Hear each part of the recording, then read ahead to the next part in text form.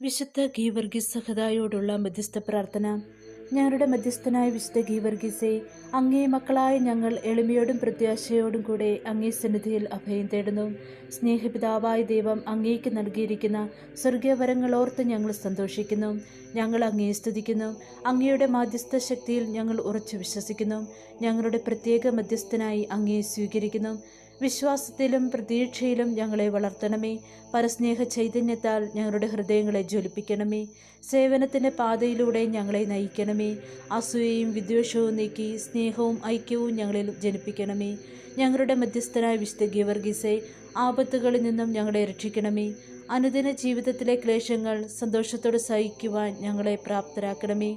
ഞങ്ങളുടെ എല്ലാ ആവശ്യങ്ങളിലും ഞങ്ങളെ സഹായിക്കണമേ.